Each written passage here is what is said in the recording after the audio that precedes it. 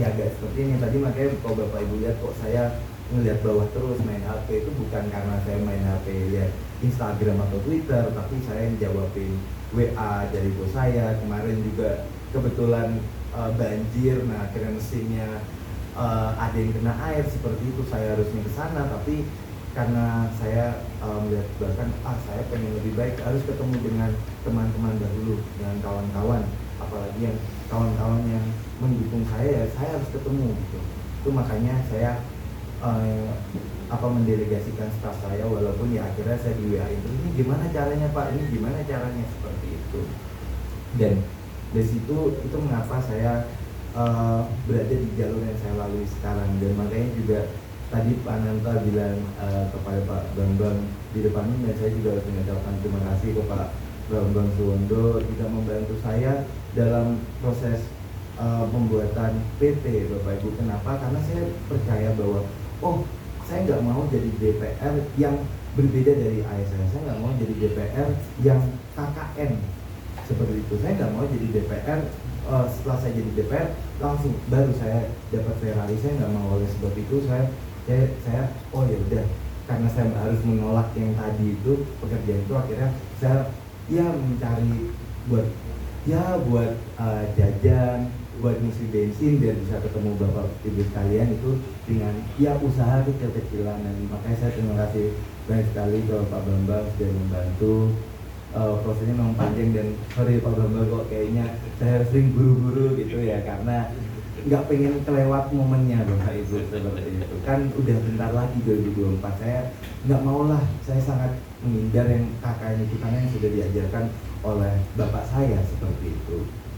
Nah, jadi itu ya secara historisnya siapa itu Abraham Garuda Laksono. Mungkin dia masih singkat lah Bapak Ibu, saya masih 21 tahun, cerita saya masih belum panjang, apalagi sebagian cerita saya sebagian besarnya di kamar belajar Bapak Ibu. Jadi berbeda, bahkan sangat berbeda dengan kakak saya. Saya sering bilang kepada Pak Imam, kepada Kode Tommy, bahkan kepada ayah saya dan ibu saya, dan mungkin ibu saya juga lumayan setuju bahwa ya kalau anggota dewan yang sosial, yang ketemu orang, ngobrol dengan ini, lebih cocok kakak saya. Tapi mungkin ya sudah jalannya Tuhan, dan saya sudah membulatkan tekad dengan segala kekurangan saya bertekad di jalur ini, walaupun memang jujur Bapak Ibu sulit.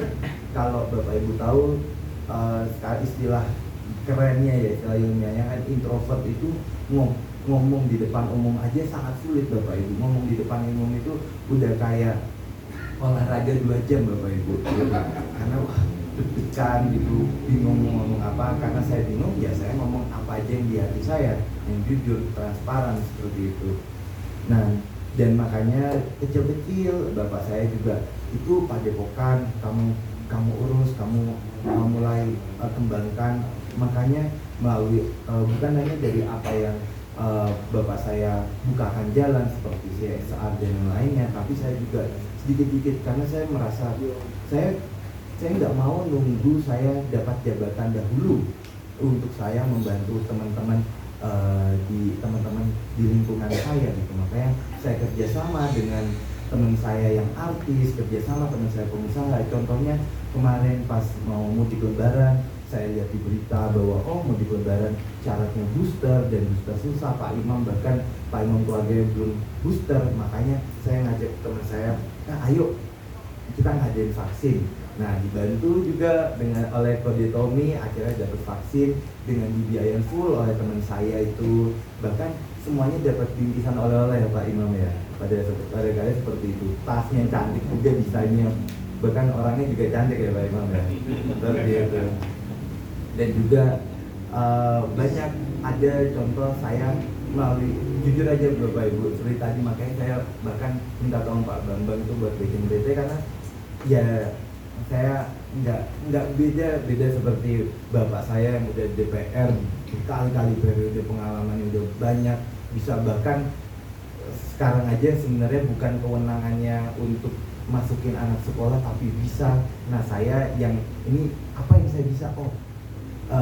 ilmu pendidikan saya. Akhirnya saya coba bantu teman, walaupun baru 1, 2, 3 orang, tapi saya bantu yang dulunya Bapak Ibu ada namanya Mas Agus, itu tinggalnya di Karawaci itu Bapak Ibu. Dulu dia cerita, wah dia kuliah di UNJ, wah aku ini nyari orang tuaku kayaknya susah gitu kan, karena orang tuanya udah pensiun apalagi pandemi ini. Akhirnya dia bantu nyari duit jualan aqua Bapak Ibu.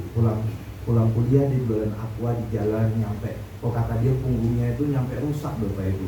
Nah, karena emang anaknya kecil, anaknya kurus tinggi gitu, kayak tulang tok gitu loh, tapi dia semangat. Nah, aku lihat potensi dia, tak ajarin, oh ayo kamu punya laptop nggak? Oh punya. Walaupun laptopnya tak bantuin. Akhirnya dia bisa punya ilmu ngedit, bisa programming dikit-dikit. Akhirnya kemarin bisa per bulannya ya dia dapat 1 juta 2 juta gitu, karena dari hasil ngedit buat YouTube-nya. Akhirnya bahkan bisa waktu itu kolaborasi dengan artis lokal di sini, ngeditin video untuk video musiknya seperti itu. Nah, saya rindu Bapak Ibu, makanya itu walaupun saya belum mendapat jabatan gitu, karena ngapain menunggu tadi gitu loh. Bahkan tadi seperti tadi bahwa dari yang ibu itu, saya yang nggak tahu apa-apa pada kala itu pertama kali sama dengan ini, saya punyanya punyanya akal budi, seperti yang kata bapak saya itu selalu ajarkan saya, kamu tuh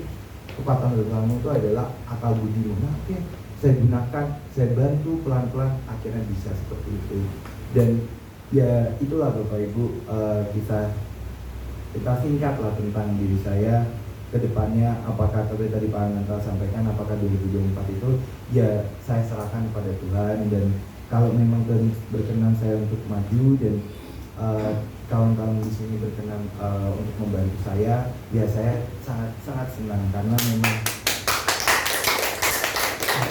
saya benar ingin maju itu karena bukan hanya melanjutkan apa yang Mbah Kakung saya lakukan, apa yang Bapak saya lakukan, tapi karena yang Mbah Kakung dan Bapak saya lakukan itu juga yang saya percayai di hati saya benar-benar timbul. Bukan saya cuma copy paste aja dari Bapak saya, tapi memang sesuatu yang timbul, dan kebetulan ya sama ya, karena memang Bapak saya ya walaupun sibuk-sibuk dari saya lahir itu sangat sibuk menjadi anggota dewan, mengabdi buat masyarakat, tapi juga terus ngajarin saya nilai-nilai, apalagi nilai-nilai adat Jawa ya, karena bapak saya ini sangat mengadut sekali gitu loh, keluarga, khususnya dari sisi keluarga ayah saya seperti itu. Dan akhirnya